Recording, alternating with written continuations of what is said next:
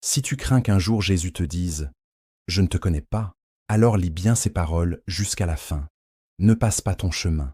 Si tu redoutes que, le jour où tu verras Jésus face à face, il te dise « Je ne t'ai jamais connu, éloigne-toi de moi », alors écoute attentivement, car ces paroles peuvent déterminer ton éternité, au paradis ou en enfer.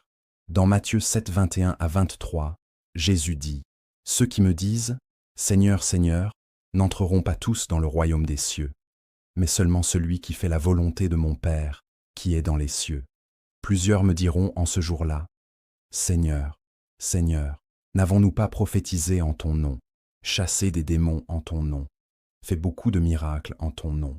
Alors je leur dirai ouvertement, « Je ne vous ai jamais connu, retirez-vous de moi, vous qui commettez l'iniquité. » Tu peux prier toute ta vie, lire la Bible, assister à tous les cultes chaque dimanche, arriver en avance, servir et accomplir de nombreuses œuvres pour Dieu, et pourtant passer à côté de l'essentiel, avoir une véritable relation avec Dieu. Tu t'es appuyé sur tes propres œuvres plutôt que sur Jésus lui-même.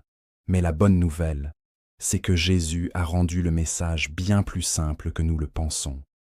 Il n'a pas dit « Vous n'en avez pas fait assez ». Il a dit « Je ne vous ai jamais connu ». Le problème n'est pas le manque d'activité spirituelle, mais l'absence de relation authentique avec lui. Pour entrer dans le royaume des cieux, il faut d'abord connaître et faire la volonté de Dieu. Le but n'est pas de faire des choses pour aller au ciel, mais de connaître Jésus et d'être connu de lui.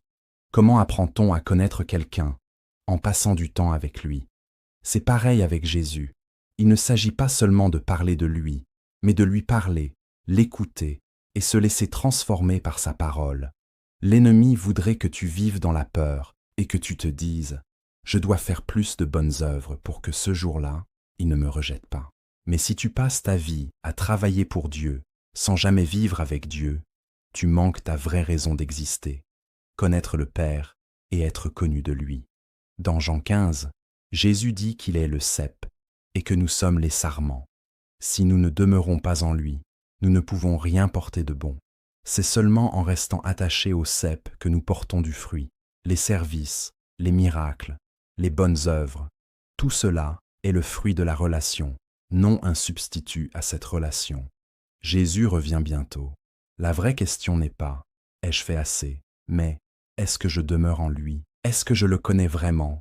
Et lui, me connaît-il ?»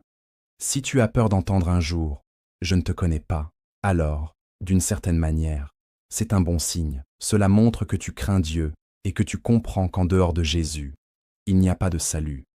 Si ce message te touche, tu peux écrire en commentaire « Je veux mieux connaître Jésus ».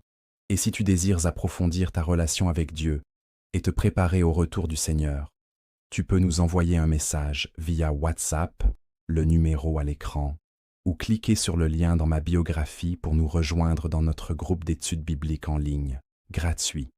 Nous y apprenons comment bâtir une relation vraie avec Jésus et vivre une vie qui plaît à Dieu, afin que, lorsque ce jour viendra, nous puissions le rencontrer avec assurance. Que Dieu te bénisse abondamment.